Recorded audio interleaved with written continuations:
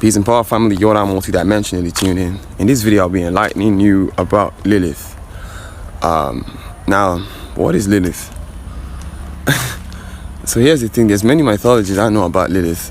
And personally, as far as I'm concerned, astrologically, we talk about Lilith a lot as this very, this asteroid that, in my opinion, is very,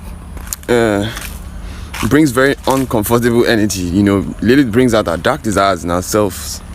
It brings out rage, rebellion. It brings out non-conformity for authority and all that. These are the astrological terms.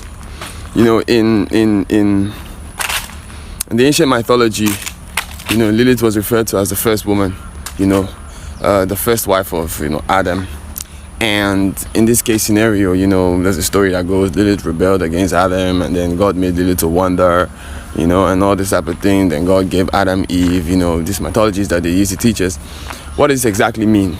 Now, in astrology today, there's this asteroid that we call Lilith. I think it's called Lilith 3318. And, some people, I look at some astrological applications, and in some of them, some people, if you notice, if you ever looked at your birth chart somewhere, you notice that, okay, in one, you can see Lilith is in maybe 3 degrees Libra. And the other one, you see that Lilith is in, maybe 2 degrees Scorpio. So you'd be like, why does it keep changing? Here's the thing, right? Virtuously, Lilith means the dark side of our emotions. But now there's 2 types of Lilith in astrology, just to put this clear out there.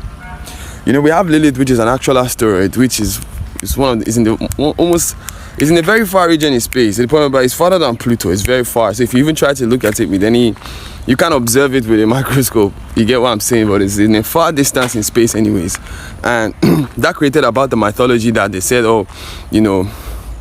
because Lilith rebelled, she was left to wander. You see, that virtue, that's what that virtue is doing. Wandering in the far reaches of space, expanding space, wandering in the space.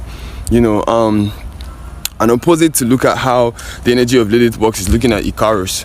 Icarus, on the other hand, flew too close to the sun. You get what I'm saying? So if you look at Lilith and Icarus, there are 2 virtues that are, they tell us about,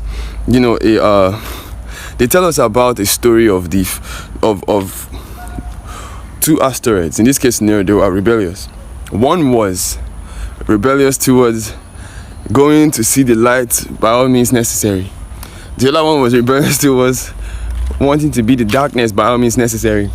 And we have them today as asteroids and stars. A lot of people make storybooks and say, oh, this is what they are, this person, that person. But, to understand what this is, you have to look at the astral reality of where these asteroids are.